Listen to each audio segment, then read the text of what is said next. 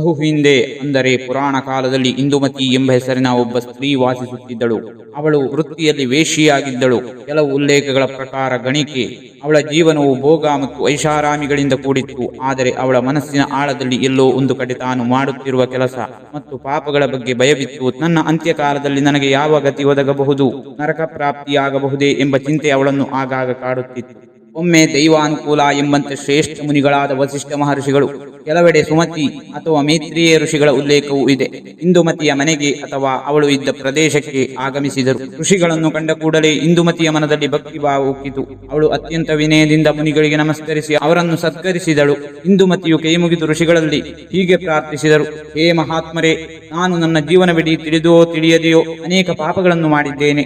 ನನ್ನ ಈ ಪಾಪಕರ್ಮಗಳಿಂದ ಮುಕ್ತಿ ಪಡೆಯಲು ಮತ್ತು ಮರಣದ ನಂತರ ನರಕದ ಬದಲಿಗೆ ಸದ್ಗತಿಯನ್ನು ಪಡೆಯಲು ಯಾವುದಾದರೂ ಸುಲಭವಾದ ಮಾರ್ಗವಿದ್ದರೆ ದಯವಿಟ್ಟು ತಿಳಿಸಿ. ಅವಳ ಪಶ್ಚಾತ್ತಾಪ ಮತ್ತು ಭಕ್ತಿಯನ್ನು ಕಂಡ ವಸಿಷ್ಠ ಮುನಿಗಳು ಅವಳಿಗೆ ಅಭಯ ನೀಡಿದರು. ಅವರು ಹೇಳಿದರು: ಮಗು ಇಂದುಮತಿ, ಸೂರ್ಯದೇವನು ಸಕಲ ಪಾಪನಾಶಕ.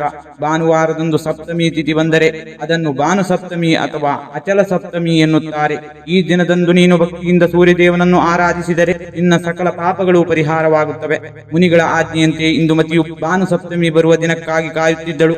ಆ ಪುಣ್ಯ ದಿನ ಬಂದಾಗ ಅವಳು ಸೂರ್ಯೋದಯಕ್ಕೂ ಮುನ್ನವೇ ಎದ್ದು ನದಿಯಲ್ಲಿ ಸ್ನಾನ ಮಾಡಿ ಶುಭ್ರ ವಸ್ತ್ರವನ್ನು ಧರಿಸಿದಳು. ಸೂರ್ಯದೇವನಿಗೆ ಅರ್ಘ್ಯವನ್ನು ನೀಡಿ ದೀಪಾರಾಧನೆ ಮಾಡಿ ಉಪವಾಸವಿದ್ದು ಅತ್ಯಂತ ನಿಷ್ಠೆಯಿಂದ ವ್ರತವನ್ನು ಆಚರಿಸಿದಳು. ಅಂದಿನಿಂದ ಅವಳು ಭಕ್ತಿಯಿಂದ ಸೂರ್ಯಾರಾಧನೆಯನ್ನು ಮುಂದುವರಿಸಿದಳು. ಕಾಲಕ್ರಮೇಣ ಇಂದುಮತಿಯ ಆಯುಸ್ಸು ಮುಗಿಯಿತು. ಅವಳು ಮರಣ ಹೊಂದಿದಾಗ ಆಶ್ಚರ್ಯವೆಂಬಂತೆ ಯಮದೂತರು ಅವಳನ್ನು ಕರೆದೊಯ್ಯಲು ಬರಲಿಲ್ಲ. ಬದಲಿಗೆ ಸ್ವರ್ಗಲೋಕದಿಂದ ದಿವ್ಯ ವಿಮಾನವು ಅವಳನ್ನು ಕರೆದೊಯ್ಯಲು ಬಂದಿತ್ತು. ಅವಳು ಮಾಡಿದ ಭಾನುಸಪ್ತಮಿಯ ವ್ರತದ ಪುಣ್ಯಫಲದಿಂದಾಗಿ ಅವಳ ದೇಹವು ದಿವ್ಯ ತೇಜಸ್ಸಿನಿಂದ ಕೂಡಿತ್ತು. ಸ್ವರ್ಗದಲ್ಲಿ ಅವಳಿಗೆ ಅತ್ಯುನ್ನತ ಸ್ಥಾನ ದೊರೆಯಿತು. ಪುರಾಣಗಳ ಪ್ರಕಾರ ಅವಳು ಸ್ವರ್ಗಲೋಕದ ಅಪ್ಸರೆಯರಿಗೆ ನಾಯಕಿಯಾಗಿದ್ದಳು, ಅಂದರೆ ಮುಖ್ಯಸ್ಥೆ. ಸಾಕ್ಷಾತ್ ಇಂದ್ರದೇವನೇ ಅವಳ ತೇಜಸ್ಸನ್ನು ಕಂಡು ಬೆರಗಾಗಿ ಇವಳು ಇಷ್ಟು ಪುಣ್ಯವನ್ನು ಹೇಗೆ ಗಳಿಸಿದಳು ಎಂದು ಬ್ರಹ್ಮದೇವನಲ್ಲಿ ಕೇಳಿದಾಗ ಇದು ಭಾನುಸಪ್ತಮಿ ವ್ರತದ ಮಹಿಮೆ ಎಂದು ತಿಳಿಯಿತು. ಮತ್ತೊಂದು ಹಿನ್ನೆಲೆ ಕತೆ ಎಂದರೆ ಸಾಂಬಾನ ಕತೆ. ಭಾನು ಸಪ್ತಮಿಗೆ ಸಂಬಂಧಿಸಿದಂತೆ ಶ್ರೀಕೃಷ್ಣನ ಮಗನಾದ ಸಾಂಬಾನ ಕಥೆಯು ಪ್ರಚಲಿತವಿದೆ.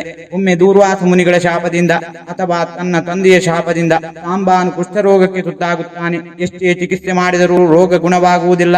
ಆಗ ನಾರದ ಮಹರ್ಷಿಗಳ ಸಲಹೆಯಂತೆ ಸಾಂಬಾನು ಚಂದ್ರಭಾಗ ನದಿಯ ತಟದಲ್ಲಿ ಸೂರ್ಯದೇವನನ್ನು ಕುರಿತು ಕಠಿಣ ತಪಸ್ಸು ಮಾಡುತ್ತಾನೆ. ಅವನು ಭಾನು ಸಪ್ತಮಿಯ ದಿನದಂದು ಸೂರ್ಯದೇವನಿಗೆ ವಿಶೇಷ ಪೂಜೆ ಸಲ್ಲಿಸಿ ಅರ್ಘ್ಯವನ್ನು ನೀಡುತ್ತಾನೆ. ಸೂರ್ಯದೇವನು ಪ್ರಸನ್ನನಾಗಿ ಸಾಂಬಾನ ರೋಗವನ್ನು ಗುಣಪಡಿಸುತ್ತಾನೆ.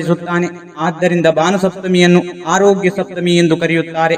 ಯಾರು ಈ ದಿನ ಸೂರ್ಯದೇವನನ್ನು ಪೂಜಿಸುತ್ತಾರೋ ಅವರಿಗೆ ಕಾಯಿಲೆಗಳು ದೂರವಾಗಿ ದೀರ್ಘಾಯುಸ್ಸು ಮತ್ತು ಆರೋಗ್ಯ ಪ್ರಾಪ್ತಿಯಾಗುತ್ತದೆ ಎಂಬ ನಂಬಿಕೆ ಇದೆ. ಭಾನು ಸಪ್ತಮಿಯ ಆಚರಣೆಯ ಸಂಕ್ಷಿಪ್ತ ವಿಧಾನ. ಈ ಕಥೆಯ ಸಾರವೇನೆಂದರೆ, ಭಾನು ಸಪ್ತಮಿ ಎಂದು ನಾವು ಮಾಡುವ ಪೂಜೆಗೆ ವಿಶೇಷ ಶಕ್ತಿ ಇದೆ. ಸೂರ್ಯೋದಯಕ್ಕೂ ಮುನ್ನ ಎದ್ದು ಸ್ನಾನ ಮಾಡಬೇಕು. ನದಿ ಸ್ನಾನ ಶ್ರೇಷ್ಠ. ಇಲ್ಲದಿದ್ದರೆ ಸ್ನಾನದ ನೀರಿಗೆ ಎಕ್ಕೆ ಎಲೆ ಅಥವಾ ಗಂಗೆಯನ್ನು ಸ್ಮರಿಸಿ ಸ್ನಾನ ಮಾಡಬಹುದು. ತಾಮ್ರದ ಪಾತ್ರೆಯಲ್ಲಿ ನೀರು, ರಕ್ತಚಂದನ, ಕೆಂಪು ಹೂವು, ಅಕ್ಷತೆ ಮತ್ತು ಸ್ವಲ್ಪ ಬೇವನ್ನು ಹಾಕಿ ಸೂರ್ಯನಿಗೆ ಓಂ ಸೂರ್ಯಾಯ ನಮಃ ಎಂದು ಹೇಳುತ್ತಾ ಅರ್ಘ್ಯ ಬಿಡಬೇಕು. ಸಾಧ್ಯವಾದರೆ ಆದಿತ್ಯ ಹೃದಯ ಸ್ತೋತ್ರವನ್ನು ಪಡಿಸುವುದು ಅತ್ಯಂತ ಶುಭದಾಯಕ. ಯಾರು ಈ ಕಥೆಯನ್ನು ಕೇಳುತ್ತಾರೋ ಮತ್ತು ಭಾನು ಸಪ್ತಮಿ ಎಂದು ಸೂರ್ಯನನ್ನು ಪೂಜಿಸುತ್ತಾರೋ ಅವರು ಬಡತನ, ರೋಗ ಮತ್ತು ಪಾಪಗಳಿಂದ ಮುಕ್ತರಾಗಿ ಸೂರ್ಯನಂತೆಯೇ ತೇಜಸ್ವಿಗಳಾಗುತ್ತಾರೆ ಎಂಬುದು ಈ ವ್ರತದ ಆಶಯ.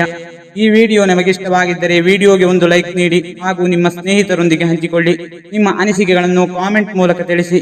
ನೀವಿನ್ನೂ ನಮ್ಮ ಚಾನೆಲ್ಗೆ ಸಬ್ಸ್ಕ್ರೈಬ್ ಮಾಡಿಕೊಂಡಿಲ್ಲವೆಂದರೆ ಸಬ್ಸ್ಕ್ರೈಬ್ ಮಾಡಿಕೊಳ್ಳಿ. ವಿಡಿಯೋ ನೋಡಿದ್ದಕ್ಕೆ ಧನ್ಯವಾದಗಳು.